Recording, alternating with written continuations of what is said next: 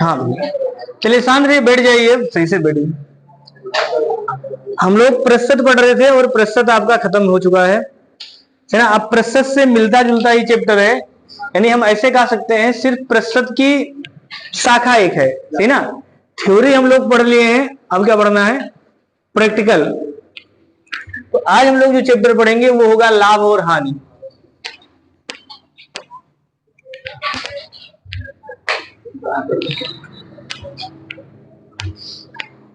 लाभ और हानि।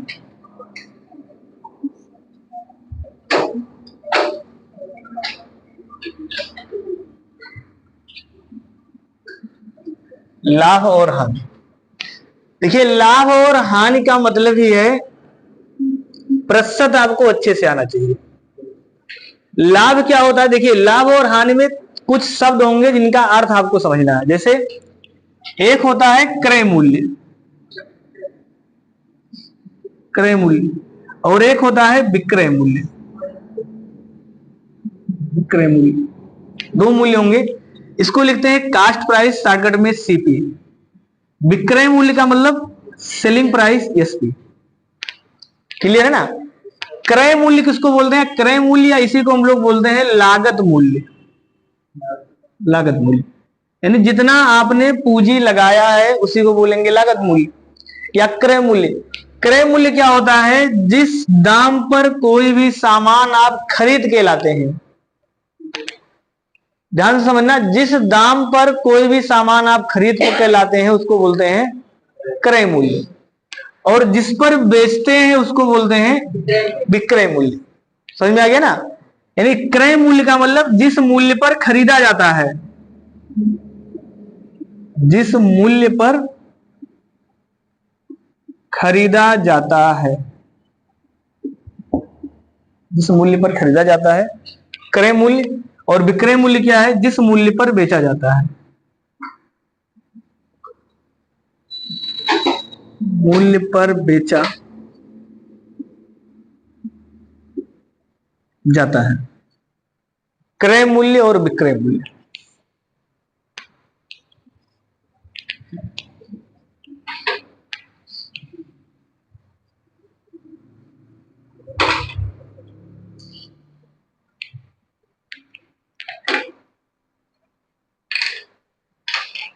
क्लियर है ना। अब देखिए एक चीज सभी जानते हैं कि अगर आपने खरीदा कम में और बेच दिया ज्यादा में, यानी हम ये कह दें कि क्रय मूल्य का मान अगर कम हो, क्रय मूल्य का मान कम हो, विक्रय मूल्य का मान ज्यादा हो, तो फिर दुकानदार को क्या होगा, लाभ होगा। तो क्लियर है ना भाई, खरीदे कम में बेच दिए ज्यादा में, इसका मतलब होगा लाभ। अगर इसी का उल्टा लिख दें, विक्रय मूल्य, विक्रय मूल्य कम हो और क्रय मूल्य ज्यादा हो, विक्रय मूल्य कम और क्रय मूल्य ज्यादा, तो इसको क्या कहते हैं, हानि। तो दुकानदार को क्या होगा, हानि होगा। अच्छा लाभ होगा कितना, अगर हम पूछे लाभ होगा कितना, तो आप कहेंगे सर लाभ जो होगा वो होगा विक्रय मूल्य यानी selling price minus cost price, ये होगा ना। विक्रय मूल्य बराबर हो जाएगा selling price minus cost price, यानी आपने अगर बेचा 200 का और खरीद के लाए 150 का, इसका मतलब लाभ लिए 50 रुपए।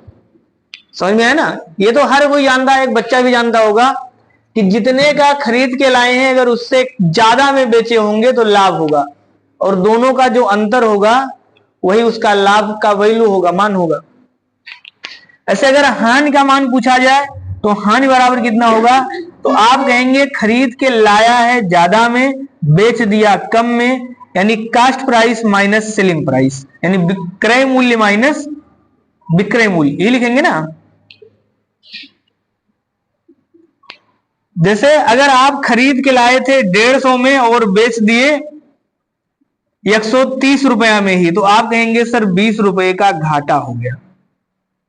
समझ में है ना एक चीज, अगर आप खरीद के लाए 150 का और बेच दिए 130 का, तो घाटा कितने का हुआ, 20 का घाटा हुआ।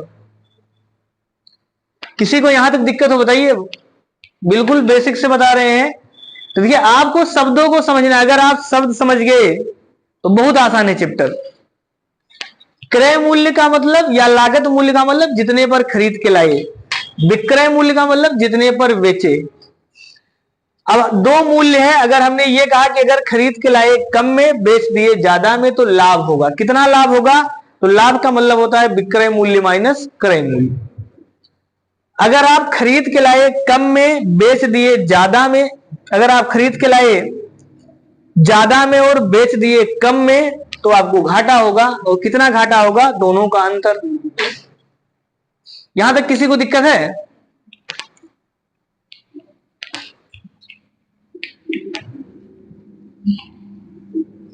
लिखिए, एक नोट करके लिखिए।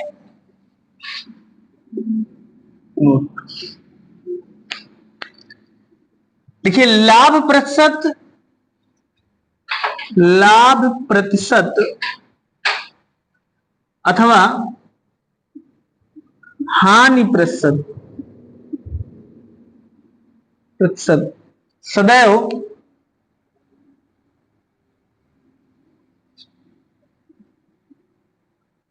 क्रय मूल्य के सापेक्ष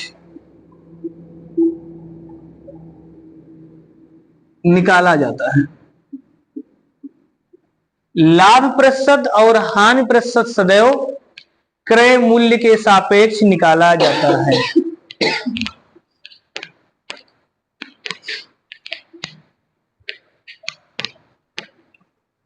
देखिए, यही एक लाइन है जो सबसे इंपॉर्टेंट लाइन है। अगर ये लाइन का अर्थ मतलब आपको समझ में आ गया तो आप पूरे लाभ और हानि के सवालों पर राज करेंगे। बस यही एक लाइन काम का है, क्योंकि सवाल में हमने लिखा है लाभ प्रतिशत हो या हानि प्रतिशत हो, किसके सापेक्ष निकालेंगे? क्रय मूल्य के। क्योंकि प्रतिशत कैसे निकालते हैं? प्रतिशत निकालना हमने आपको बताया था। प्रतिशत कैसे निकालते हैं? तो प्रतिशत निकालते हैं, जिसका निकालना होगा उसको अंश में लिखेंगे, है ना। जिसका निकालना है अंश में, और जिसके सापेक्ष निकालना है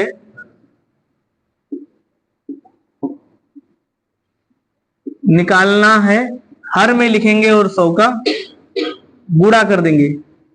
समझ में आ गया ना? जिसका निकालना है उसको अंश में लिखेंगे, जिसके सापेक्ष निकालना होगा हर में। तो हमने कहा लाभ प्रतिशत के है या हानि प्रतिशत के है, तो किसके सापेक्ष? क्रय। क्या हुआ? हाँ, क्या बोले हैं आप? क्या कुछ दूसरा बोले? हाँ, वही कह रहे कि जो किसके सापेक्ष निकाला जाएगा? क्रय मूल्य। यानी जब आपसे कहेगा लाभ प्रतिशत बताइए या हानि प्रतिशत बताइए, तो बटे में क्या लिखेंगे? क्रय मूल्य। भूल कर भी विक्रय मूल्य नहीं लिखेंगे। दिमाग बैठा लेना कि जब भी लाभ का प्रतिशत या हानि का प्रतिशत पूछेगा तो हमेशा नीचे क्रय मूल्य लिखा जाएगा। क्रय मूल्य अगर सवाल में डायरेक्ट लिखा है तो डायरेक्ट क्रय मूल्य लिख देंगे। क्रय मूल्य सवाल में नहीं लिखा है तो क्रय मूल्य पहले निकालेंगे फिर लिखेंगे, लेकिन लिखेंगे क्रय मूल्य। बात समझ में आया ना? जैसे अगर सवाल में विक्रय मूल्य दिया है या और कुछ भी मान दिया है लेकिन क्रय मूल्य नहीं दिया, लेकिन आपसे पूछ लिया कि लाभ का प्रतिशत बताइए या हानि का प्रतिशत बताइए, तो पहला प्राथमिकता होगा क्रय मूल्य पहले निकालेंगे फिर प्रतिशत बताएंगे, क्योंकि बिना क्रय मूल्य निकाले प्रतिशत बताया नहीं जा सकता। कहने का मतलब यह है कि अगर क्रय मूल्य डायरेक्ट दे दिया है कोई दिक्कत नहीं है, नहीं दिया है तो पहले बुद्धि लगाएंगे कि क्रय मूल्य कैसे निकलेगा, तभी आप लाभ या हानि का प्रतिशत बता सकते हैं। क्योंकि लाभ या हानि का प्रतिशत बताने के लिए बटा में क्रय मूल्य लिखना पड़ेगा। समझ में आ गया ना? किसी को यहां तक दिक्कत हो बताइए। अब जैसे अगर हम आपसे पूछे लाभ का प्रतिशत कैसे निकालेंगे, हम आपसे कहें कि लाभ प्रतिशत कैसे निकाला जाता है, लाभ प्रतिशत। देखिए लाभ प्रतिशत कैसे निकालेंगे, तो हमने कहा किसके सापेक्ष निकालेंगे? क्रय मूल्य के सापेक्ष। किसका निकालना है? लाभ का। इसका मतलब जिसका निकालना होगा उसको कहां लिखेंगे? अंश में। तो लाभ बटा क्रय मूल्य गुणे, तो यही तो प्रतिशत निकालने का तरीका है ना। इसीलिए हमने कहा था प्रतिशत जितना अच्छा समझ लेंगे उतना अच्छा आपको सारे चैप्टर मजा आएगा पढ़ने में। सारा खेल प्रतिशत का है। तो लाभ का अगर प्रतिशत निकालना है तो क्रय मूल्य बटे में होगा और लाभ ऊपर होगा, 100 गुणा में होगा, क्योंकि जिसका निकालना है वो अंश में, जिसके सापेक्ष निकालना है वो हर में, और 100 का गुणा कर देंगे। हाँ बताइए। हाँ बिल्कुल होगा। अगर क्रय मूल्य और लाभ को आपस में जोड़ देंगे तो वही तो सही विक्रय मूल्य है। जैसे हमने ये कहा कि आप कोई भी सामान 500 का खरीद के लाए और 100 रुपया नफा लिए, इसका मतलब बेचे कितने का? ये तो नॉर्मल बात है, जानते ना ये चीज। यानी अगर आप सीपी में प्रॉफिट को जोड़ देंगे तो सेलिंग प्राइस ही तो आएगा, मानते ना ये चीज। से आप कोई भी सामान 500 का लाए और 100 रुपया नफा लेकर बेचे हैं तो कितने का बेचेंगे? 600 का बेचेंगे। तो वही उन्होंने पूछा है कि सीपी प्लस प्रॉफिट बराबर एसपी, या एसपी माइनस सीपी बराबर प्रॉफिट। से 600 का बेच दिया और 500 का लाए थे तो नफा कितने का लिए? तो क्या इसमें मैथ लगाना है आपको? बिल्कुल नॉर्मल सवाल है। से हमने कहा कि आप ये मार्कर 15 रुपए का लाए और 20 रुपए का बेच रहे हैं, तो फिर नफे तो लिए भैया। कितना नफा लिए? 5 रुपया। अगर हम कहें कि ये मार्कर आप 25 रुपए का लाए और 20 का बेच दिए, तो हर आदमी जानता है 5 रुपया घाटा लिए। किसी को दिक्कत है? तो लाभ का प्रतिशत कैसे निकालेंगे? तो लाभ ऊपर लिखेंगे, नीचे क्रय मूल्य लिख देंगे, गुणे 100 कर लेंगे। हम कहे हानि का प्रतिशत कितना होगा? हानि प्रतिशत, तो आप कहेंगे हानि ऊपर लिखेंगे, क्रय मूल्य नीचे लिखेंगे और 100 का गुणा कर देंगे। जिसका निकालना होगा वो अंश में हमेशा सापेक्ष किसके निकालेंगे? क्रय मूल्य के। बस इतना ध्यान रखिए। दो ही चीज आपसे पूछेगा, या तो हानि प्रतिशत या तो लाभ प्रतिशत, बाकी तो नहीं पूछेगा ना। और कौन सा प्रतिशत हो भी नहीं करता यहां। किसी को दिक्कत है? अब लिखिए, आप सवाल लिखिए।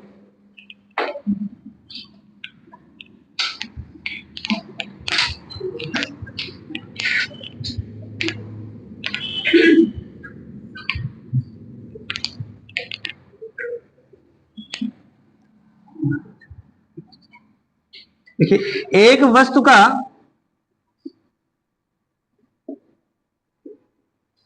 विक्रय मूल्य, एक वस्तु का विक्रय मूल्य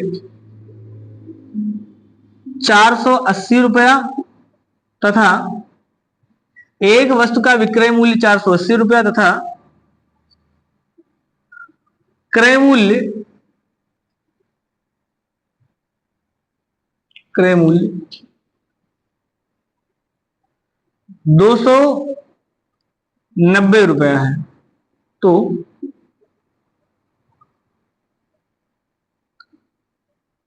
दुकानदार को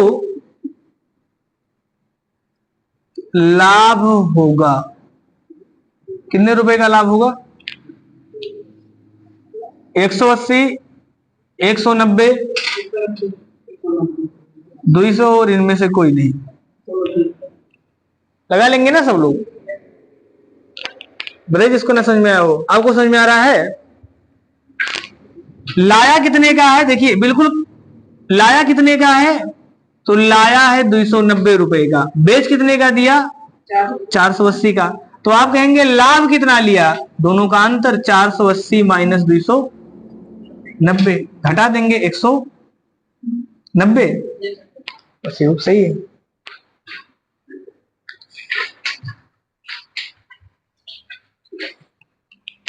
अगला सवाल बताइए।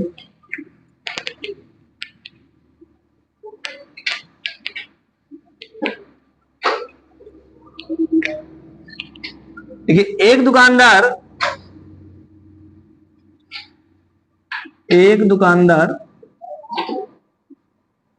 एक वस्तु को 500 रुपए में खरीदता है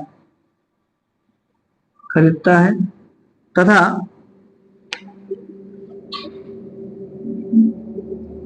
430 रुपए में बेचता है। तो दुकानदार को कुल कितने रुपए का घाटा हुआ?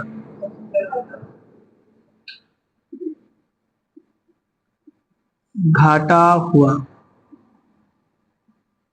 बताइए। एक दुकानदार एक वस्तु को 500 रुपए में खरीदता है तथा 430 रुपए में बेचता है, तो दुकानदार को कुल कितने रुपए का घाटा हुआ? बता देंगे ना सब लोग इसमें। तो आप कहेंगे 500 का लाया था, 430 का बेच दिया, तो कितना घटाया? 70 रुपया घाटा हुआ। ये आएगा ना।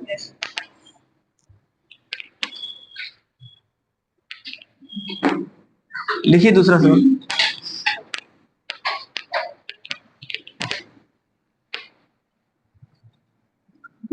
एक दुकानदार किसी वस्तु को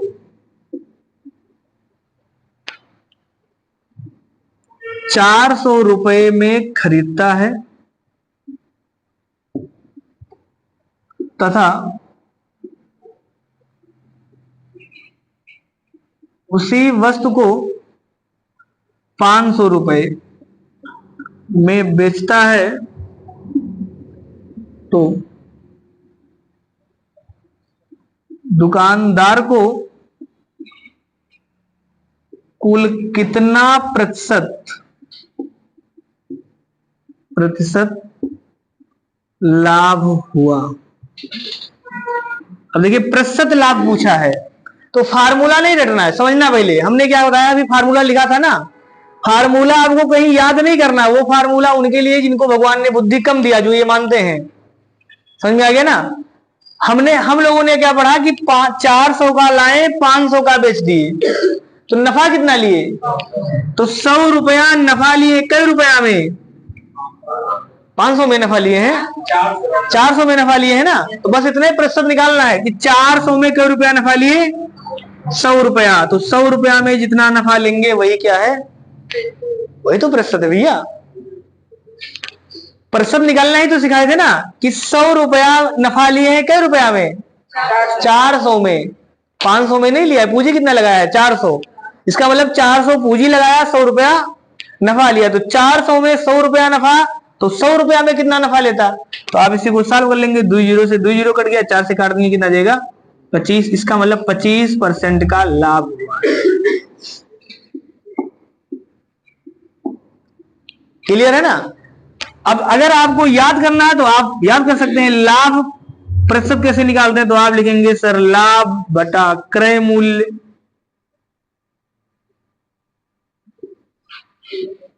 गुणे 100।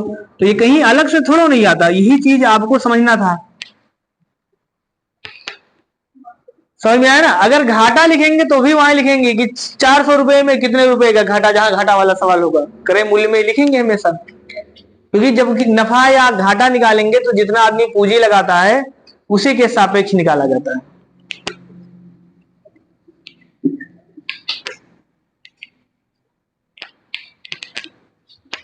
चलिए अगला सवाल।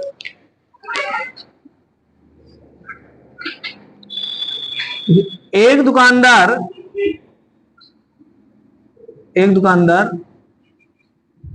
किसी वस्तु को 350 रुपए में खरीदता है तथा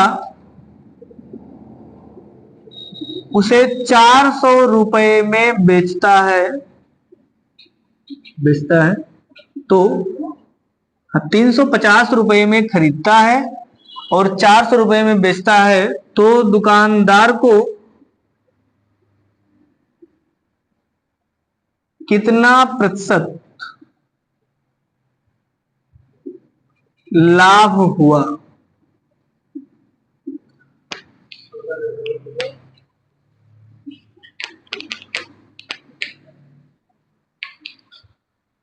तो देखिए कितना रुपया लाभ लिया है? आप कहेंगे 50 रुपया, ये तो लाभ लिया है ना। तो 50 रुपया कितने में लाभ लिया है? 350 में। तो 350 में लाभ लिया है 50 रुपया, तो 100 में जितना लाभ लेगा वही प्रतिशत है, लाभ प्रतिशत। 0 से 0 कट जाएगा, 5 से काट देंगे, 5 7 35, तो ये आ जाए 100 बटा 7। 7 से भाग कर देंगे, 7 एकम 7, 7 चौदह 28, इतना प्रतिशत। ये है जो 14 सही 2/7% लाभ। बताइए अभी भी अगर किसी को यहां तक दिक्कत हो।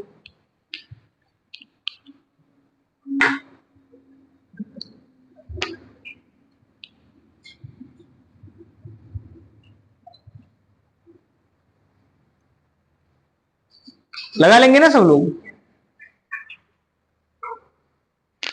कहीं दिक्कत है भैया पीछे?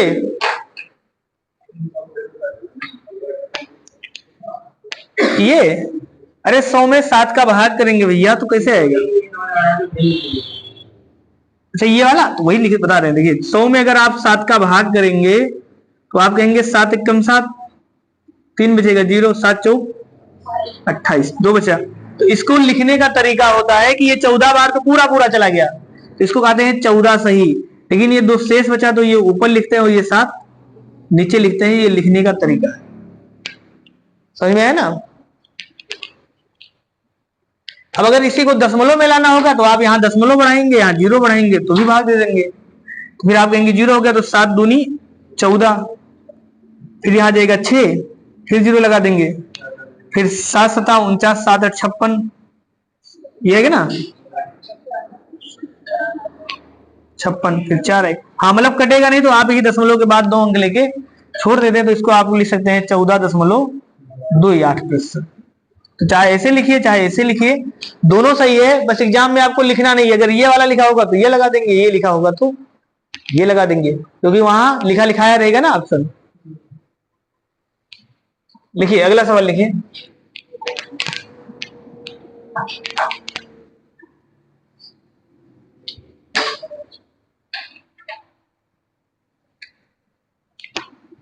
देखिए एक दुकानदार किसी वस्तु को 1200 रुपए में खरीदता है तथा उसे 1000 रुपए में बेचता है तो दुकानदार को कुल कितना प्रतिशत लाभ अथवा हानि होगा? लाभ अथवा हानि का मतलब आपको यह भी पता लगाना है कि घाटा होगा कि नफा होगा। समझ में आ गया ना? तो एक चीज तो आदमी अनुमान लगा सकता है, 1200 का लाया 1000 का बेच दिया तो क्या होगा? घाटा होगा। कितना होगा भैया?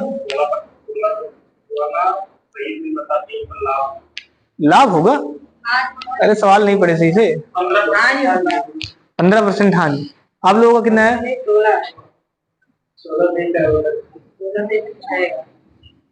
चलिए आप बताना सवाल में घाटा हुआ नफा हुआ है? घाटा हुआ है कन्फर्म? हाँ देखिए एक दुकानदार किसी वस्तु को 1200 में खरीदा तो सीपी कितने का है? 1200 का। बेचा कितने का? 1000 का। तो एक तो छोटा सा बच्चा भी बता देगा जो 4-5 साल का होगा कि 1200 में लाए और 1000 का बेच दिए तो घाटा हुआ है। तो घाटा कितने का हुआ? यानी लॉस होगा कितने का? 200 का। हमने कहा लॉस का प्रतिशत बताइए, तो आप कहेंगे कि चाहे लाभ हो चाहे हानि हो हमेशा किसके सापेक्ष निकालेंगे? क्रय मूल्य के सापेक्ष। तो नीचे लिखेंगे क्रय मूल्य। लॉस का पूछेगा तो ऊपर लिखेंगे लॉस, ये लिखेंगे ना। यानी 1200 रुपया में 200 रुपए का घाटा हो गया तो 100 रुपया में जितना होगा वही होता है प्रतिशत। क्योंकि हमने आपको प्रतिशत का अर्थ बताया था 100 में कितना, तो 2 जीरो से 2 जीरो काट देंगे। इसको अगर आप 4 से काटेंगे तो 4 3 12, यहां 4 से काटेंगे तो 50, और 50 में अगर 3 से भाग करेंगे तो 16 3 48, 16 सही 2/3%। हाँ हाँ आ जाएगा ना? तो भी अरे ये लाभ और हानि इसलिए लिखा है कि ये आप बताइए लाभ होगा कि हानि होगा। समझ में आ गया? मतलब उस एग्जामिनर ये भी जानना चाह रहा है कि बहुत से लोगों को ये भी शायद नहीं पता हो, सही ना? जैसे भी उमेश ने चाहे गलती से चाहे जिसे बोल दिया कि लाभ होगा, ये तो बोले ना, हम भी मानते हैं गलती से बोले हैं, वही तो गा रहे ना। तो एग्जाम में वही वो चेक करता है कितने लोग कांस्टेंट है। पता चला कि 16 से 2/3 तोला है, लेकिन टिक लगा दिए हैं लाभ वाले पे, क्योंकि वहां ऑप्शन कैसे लिखा होगा, इसे लिखा होगा 16/2/3% लाभ, एक जगह लिखा होगा 16/2/3% हानि, ऐसे कहीं लिखा होगा 12/1/2% लाभ, फिर लिखा होगा 12/2/3% हानि। अगर सिर्फ 16% हानि करे तो देखिए, अगर मतलब ऐसे खाली 16 लिखा होगा, बाकी ऑप्शन नहीं लिखा, तो फिर यही लगा देंगे, इसका मतलब वो लगभग लिया है। ये भी लिख सकता है ना, 16 सही 4/6। नहीं, वो नहीं लिख सकता। कहने का मतलब डाटा लिखने का एक तरीका है ना, जिसे आप गलत नहीं लिख सकते ना। हाँ, काटेंगे वो बात सही, लेकिन हमेशा जो उत्तर लिखा होगा वो न्यूनतम लिखा होगा। कहने का मतलब या तो यही लिखा होगा या तो 16.66 लिखा होगा। समझ में है ना? मतलब सही वो भी है, हम नहीं कह रहे गलत है, लेकिन वो लिखा नहीं होगा। हाँ, मतलब न्यूनतम मान लिखा होगा ऑप्शन में, और कोई कहीं लिखे हो तो फिर वो भी सही है। समझ में आ गया? किसी को यहाँ जैसे कोई कहते सर ये ना लिखा होगा, इतने ही लिखा होता तो क्या होता 50/3%, तो भाई ये भी सही, इसका मतलब उसने सॉल्व नहीं किया, फिर इसी लगा देंगे। समझ में आया ना सबको कि उसने 3 का भाग नहीं दिया है। लिखिए अगला सवाल लिखिए।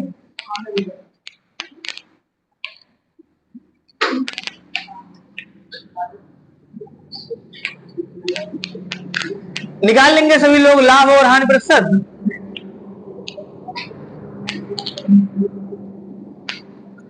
लिखिए, एक नोट लिखिए, यदि किसी वस्तु के मूल्य में x% की वृद्धि अथवा कमी कर दी जाए तो वस्तु का नया मूल्य 100 ± x% होगा। 100 ± x% होगा। यानी प्लस माइनस का मतलब अगर वृद्धि होगा तो प्लस और कमी होगा तो माइनस। समझ में आया ना? अब कमी का मतलब यहां से क्या है, लाभ या हानि से। वृद्धि का मतलब लाभ और कमी का मतलब हानि। यानी ऐसे भी कह सकते थे कि यदि किसी वस्तु के मूल्य में x% का लाभ अथवा हानि हो तो वस्तु का नया मूल्य कितना हो जाएगा, 100 ± x% हो जाएगा। तो एक चीज ध्यान रखना कि लाभ अगर हुआ तो हमेशा प्लस होगा, और अगर घाटा हुआ तो हमेशा माइनस होगा 100 में से। जिससे अभी हम लोग पिछला चैप्टर पढ़े थे प्रतिशत, हमने कहा एक चुनाव में 2 उम्मीदवार थे, सही है ना, जिसमें से 10% ने वोटर लिस्ट में इतना नाम था, 10% ने अपने मत का प्रयोग नहीं किया, तो कितने ने किया? आपने कहा 90 का। इसका मतलब 10 नहीं किए तो हमेशा 100 में से 10 घटा के लिखे। अगर हमने कहा था कि संख्या 10% बढ़ गया तो आप 100 में 10 जोड़ के करते थे। तो सेम वही, वृद्धि का मतलब प्लस, कमी का मतलब माइनस। यही नोट फिर से लिखना है, बस यहाँ लाभ और यहाँ हानि हो जाएगा। वृद्धि का मतलब लाभ हुआ, कमी का मतलब हानि हुआ। तो जब भी वृद्धि होगा या लाभ होगा तो कभी भी उत्तर 100 में माइनस नहीं करेंगे, इतना ध्यान रखना। और हानि अगर होगा तो 100 में हमेशा माइनस होगा।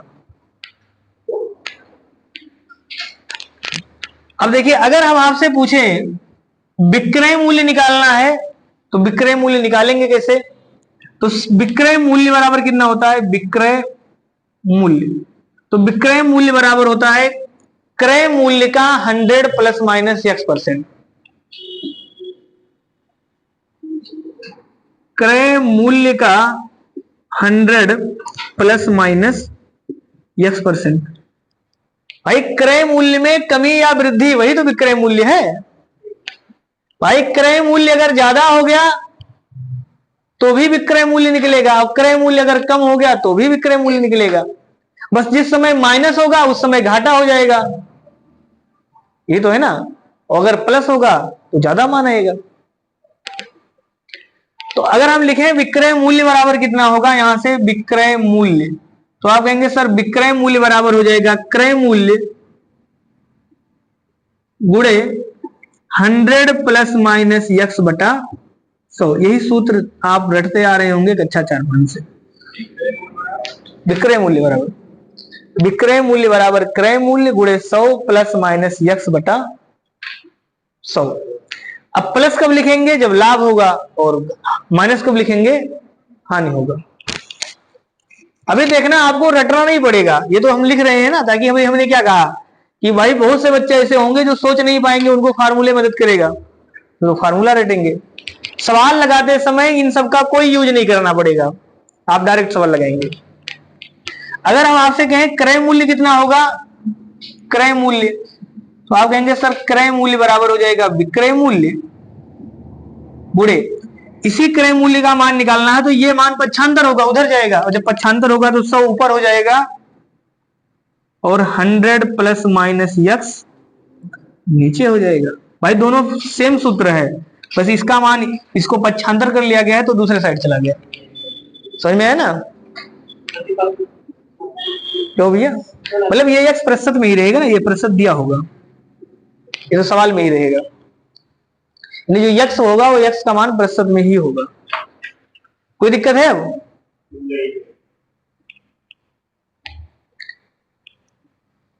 अब देखिए, अभी सवाल लिखिए और सवाल में देखना सूत्र का यूज नहीं करना पड़ेगा आपको। जैसे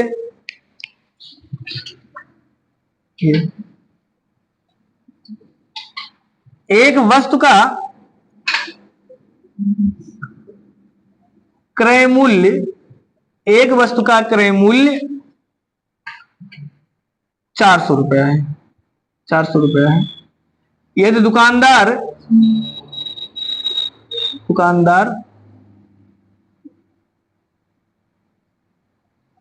यदि दुकानदार उस वस्तु पर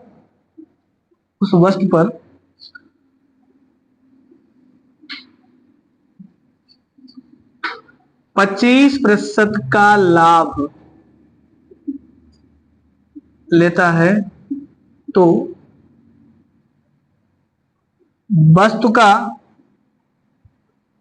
विक्रय मूल्य होगा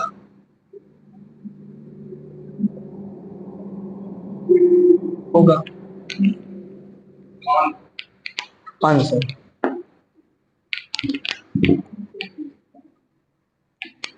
आ जाएगा सबका?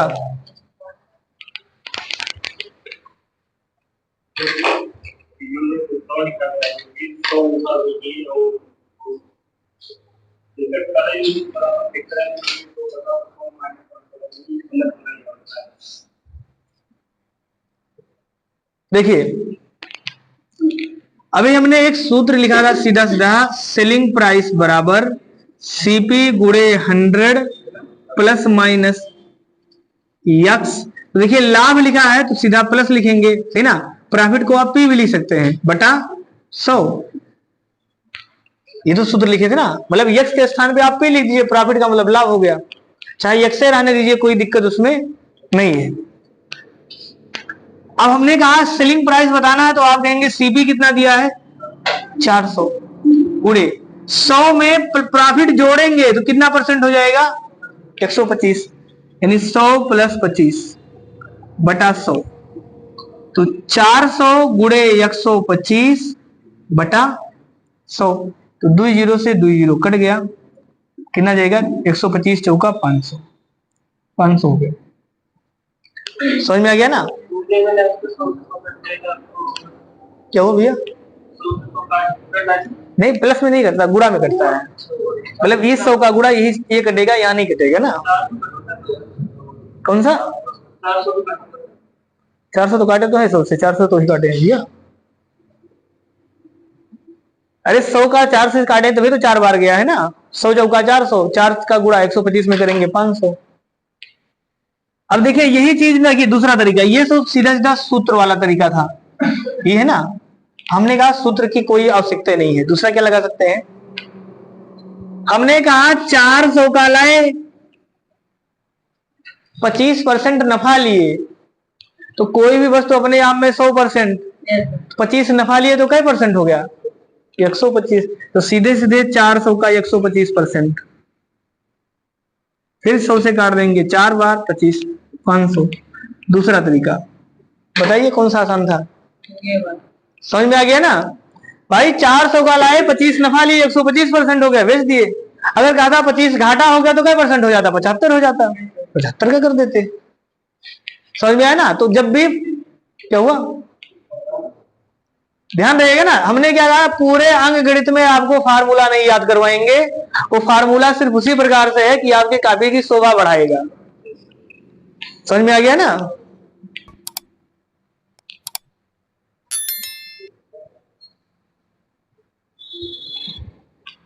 तीसरा तरीका, तीसरा देखिए, ये तो 2 तरीका हो गया, तीसरा क्या है, ध्यान से समझना। तीसरा सबसे इंपॉर्टेंट तरीका, 25% लाभ लिखा है भैया, हम आपसे कह रहे हैं 25% लाभ, क्लियर है। अब अगर 25% लाभ है तो 25% का भिन्न कितना होगा, 1/4, ये होगा ना। किसी को दिक्कत है, अभी अभी हमने सीधे नोट करके लिखाया था कि लाभ का प्रतिशत हो चाहे हानि का प्रतिशत हो, किसके सापेक्ष लिखा गया होगा, क्रय मूल्य के सापेक्ष। इसका मतलब नीचे क्रय मूल्य रहता है और ऊपर लाभ वाले में लाभ रहता है, ये तो हुआ ना। तो हम सीधे कह सकते हैं कि 4 रुपया में 1 रुपया नफा लिया है, तो सीधे सीधे 400 रुपया में कई रुपया नफा लेगा भाई, 4 रुपया में 1 रुपया नफा, तो 400 रुपया में कई रुपया नफा लेगा, तो बेचेगा कितने का बताइए। किसी को अभी भी अगर ना समझ में आया हो, समझ में आ गया ना अब। तो 2 तरीके आपके पास है, मतलब ये वाला सूत्र को आप बाइकाट कर देना, सूत्र की कोई आवश्यकता नहीं है एग्जाम तक, सही ना। जब आपके घर में कोई छोटा भाई बहन होगा उसको पढ़ाना तो सूत्र बताना आप, क्यों भैया उड़ा जाएंगे।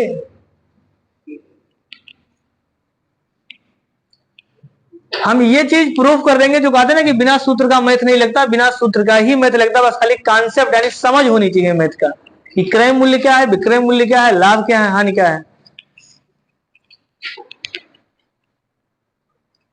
और आपको अगर पूरा में पूरा नंबर लाना है तो आप सूत्र की सहायता से नहीं ला पाएंगे, सही ना। जो बात है सूत्र शॉर्टकट है, शॉर्टकट भलते है लेकिन शॉर्टकट ये वाला ज्यादा है, समझ में आया ना। लिखिए अगला सवाल,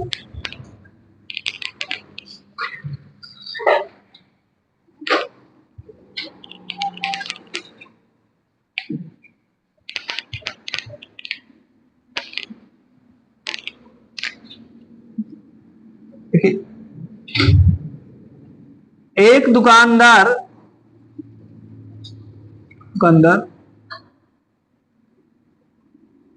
किसी पुस्तक को 800 रुपए में खरीदता है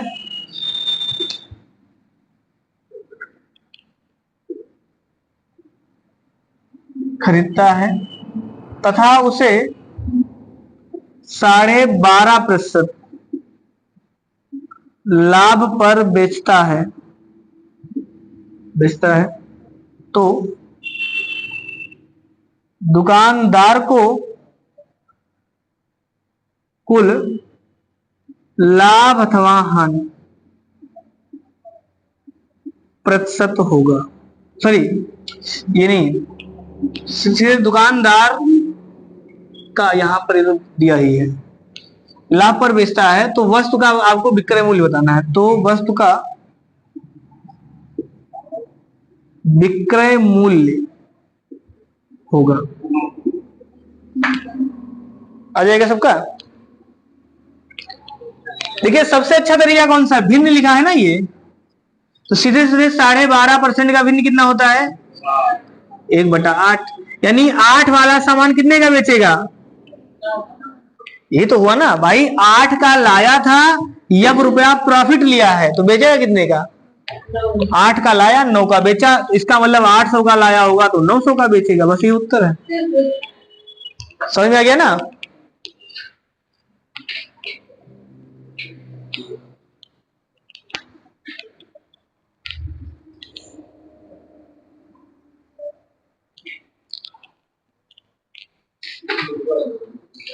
अगर कोई पूछे कितने रुपया नफा लिया तो नफा कितने का लिया, आप सीधे से बता सकते हैं 100 रुपया लिया। आ रहा समझ में सबको? देखिए दूसरा सवाल,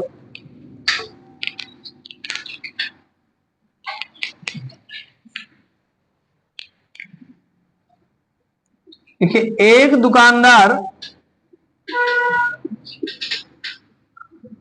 किसी वस्तु को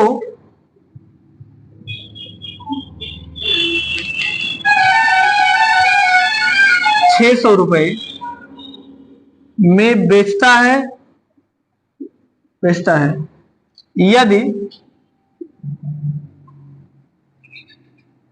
यदि दुकानदार वस्तु को बेचने पर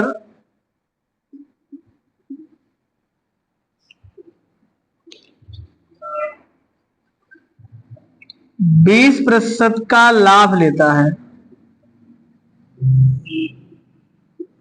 है तो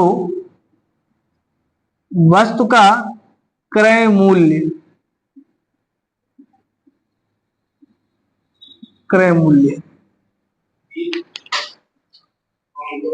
500, बाकी और लोग दे दिए।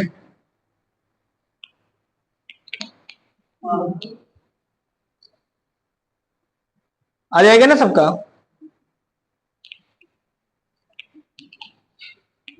बस खाली एक्टिव होके पढ़िए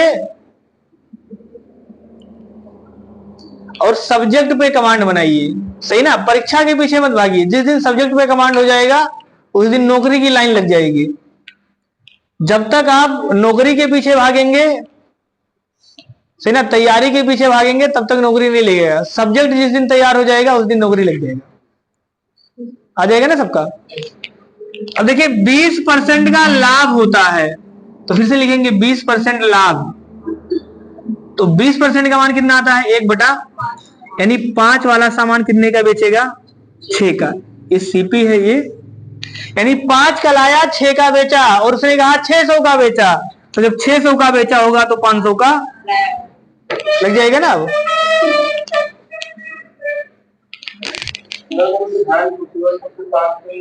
चार कर देते हैं, हाँ। इसका मतलब 5 रुपया में 1 रुपया घाटा, तो फिर 5 रुपये का 4 रुपया करते। से अगर इसी सवाल में मान लीजिए यहां लिख देते 20% का हानि, भाई लिख सकते हैं ना, ये सवाल नया बन गया। 20% का हानि होता है तो क्रय मूल्य कितना होगा? तो भी कोई दिक्कत नहीं, यहां तक तो सही लगा है ये ना, यहां तक क्या है? सही है। तो आप कहते हैं 20% हानि, 20% का भी कितना होगा? 1/5। तो अब हानि क्या हम हमेशा लिखते हैं, चाहे हानि हो चाहे लाभ हो, किसके सापेक्ष? क्रय मूल्य के सापेक्ष। हानि होगा तो हानि ऊपर रहता है, प्रतिशत ऐसे तो निकालते हैं ना। यही 5 रुपया में 1 रुपया घाटा, तो 100 में कितना घाटा? तो आता 20। इसका मतलब 20% का मान कितना आ गया? 1/5, यानी 5 रुपया में 1 रुपया घाटा हो गया। तो लाया कितने का है? 5 का, बेचा कितने का? 4 का। तो बस आप यहां लिखते हैं कि 4 का मान कितना दिया है? 600। भाई 4 का बेच रहा है तो 4 बराबर कितना लिखा है? 600। तो 1 किलो का दाम कितना होगा? 150। 15 चौका 60, 150। तो आपसे पूछा है 5 किलो का दाम, तो आप कहेंगे 150 में इसी का गुणा कर देंगे, 15 बचे। इसका मतलब इस सवाल का उत्तर कितना आ जाएगा? 750। यानी 750 का लाएगा, 600 का बेचेगा, तो कितने का घाटा होगा? 20% का घाटा होगा। सही है ना? किसी को दिक्कत है अब? तो बस यही एक तरीका लगाना है, बाकी फार्मूले का कोई मतलब महत्व तो है, लेकिन आपको कंपटीशन में उसका यूज नहीं करना है, सही ना? क्योंकि फार्मूला हो सकता है अभी आज आपको याद हो, लेकिन एग्जाम में नहीं याद आएगा और सारे सवाल आप फार्मूला से लगा भी नहीं पाएंगे। क्या हुआ? हाँ, तो थ्योरी हमने तो थ्योरी के अलावा बाकी तो थ्योरी जिसको आएगा वो थ्योरी तो बता रहे ना यार सवाल में। थ्योरी तो हमने नोट करा है ना, नोट का मतलब वो थ्योरी था, वो तो याद होना चाहिए कि क्रय मूल्य या विक्रय मूल्य जब भी निकाला जाएगा, लाभ या हानि परसेंट निकाला जाएगा, तो किसके सापेक्ष निकालेंगे? क्रय मूल्य के सापेक्ष। वो थ्योरी है, ये लाइन हमेशा आपको याद रखना है। मतलब इस पूरे चैप्टर का सारांश क्या है, सूत्र क्या है, महत्वपूर्ण बिंदु क्या है कि क्रय मूल्य या विक्रय मूल्य जब भी, सॉरी, लाभ या हानि का प्रतिशत जब भी निकाला जाएगा, क्रय मूल्य के सापेक्ष निकाला जाएगा।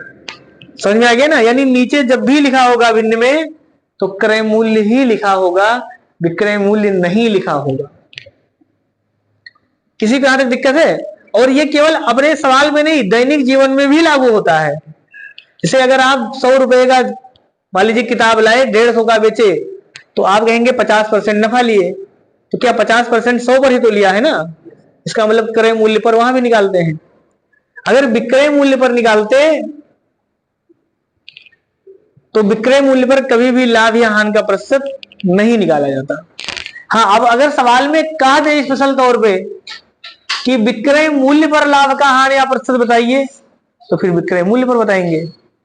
लेकिन फिर वो सवाल उसको बताना पड़ेगा, मतलब वो जानबूझ के गलत करवा रहा है, लेकिन वो कह रहा है कि आप क्या समझ के पढ़े हैं या रट के पढ़े हैं। समझ में आ गया ना? तो वहां फिर सूत्र जो भी लिखे थे वो सूत्र काम नहीं करेगा, फिर वहां बटा में क्या लिखना पड़ेगा? विक्रय मूल्य। जैसे हम ये कह दें कि एक दुकानदार है जो किसी वस्तु को 500 में लाया है और 800 में बेच दिया, तो बताइए दुकानदार का लाभ या हानि प्रतिशत कितना होगा? तो आप कहेंगे सर 300 रुपए का नफा लिया है 500 पर, ये तो कहेंगे ना। लेकिन अगर हम ये कह दें कि आप विक्रय मूल्य के सापेक्ष बताइए, तो आप कहेंगे 300 रुपया नफा लिया है लेकिन अब 800 पर लिया है। तो ये तरीका व्यवहारिक में या वैसे गलत है, लेकिन अगर सवाल में लिख दिया है तो फिर आपको वही लगाना पड़ेगा। कहने का मतलब अगर जानबूझ के गलती करवा रहा है, जैसे रोड पे किधर से, बाएं साइड से चलना अच्छी बात है, सही ना? और यही नियम है कि रोड पे आप बाएं साइड से चलिए, लेकिन कोई कह रहा है कि नहीं आपको दाएं चलना है, इसका मतलब वो जानबूझ के गलत करवा रहा है, लेकिन अब चलना पड़ेगा। बात समझ में आए ना? तो हमेशा लाभ या हानि का जो प्रतिशत निकाला जाएगा वो किसके सापेक्ष निकाला जाएगा? क्रय मूल्य के सापेक्ष। अब सवाल में लिख देगा कि आप विक्रय मूल्य के सापेक्ष बताइए, तो विक्रय मूल्य के सापेक्ष बताइए, लेकिन वो पूरे किताब में मिलेगा नहीं। पूरे किताब में अगर 200 सवाल होगा तो एकाध सवाल मिलेगा, 199 सवाल क्रय मूल्य के सापेक्ष ही निकलवाएगा। समझ में आ गया ना? से किसी किसी किताब में एकाध सवाल दे देगा कि आप फंसते हैं कि नहीं फंसते, तो ये बात ध्यान रखना।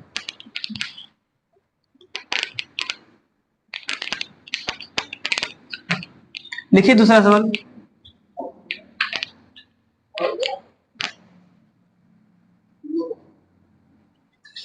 एक वस्तु का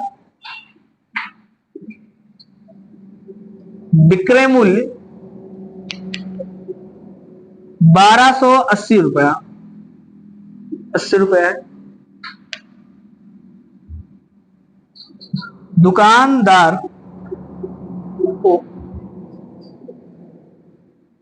वस्तु को बेचने पर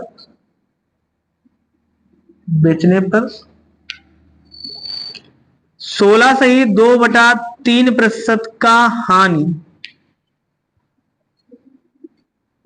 होता है, 16.2/3% का हानि होता है, तो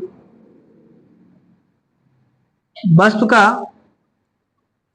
क्रय मूल्य है।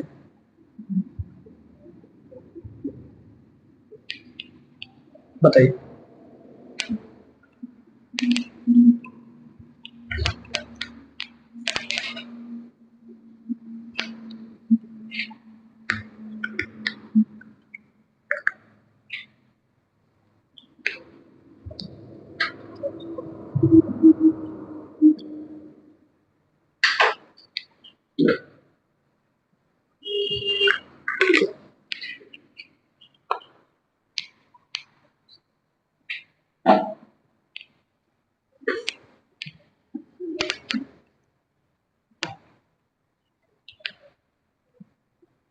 सबसे पहला काम क्या करिए, इसको भिन्न में लिखिए।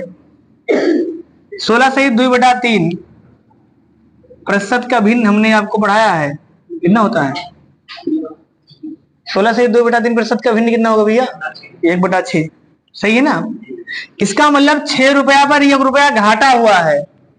6 रुपया पर 1 रुपया घाटा हुआ तो 6 वाला सामान बेचेगा कितने का, यानी सीपी है 6 और एसपी है 5, तो 5 बराबर लिखा कितना है 1280, ये तो लिखा है ना। इसका मतलब 5 बराबर अगर 1280 है तो 6 बराबर कितना होगा, आप कहेंगे 6 गुणे 1280 बटा 5, 5 से काट देंगे इसको, कितना देगा 5 दूनी 10, पूरा गुणा करने पर चलिए 5 दूनी 10, ये हो जाएगा आपका फिर 55 25 5 36, हाँ 5 36 256, तो 256 का 6 में गुणा कर लेंगे 1536, बस ये आ जाएगा। लगा लेंगे ना सभी लोग अब ये सवाल। बताइए यहां तक अगर किसी को कोई दिक्कत हो।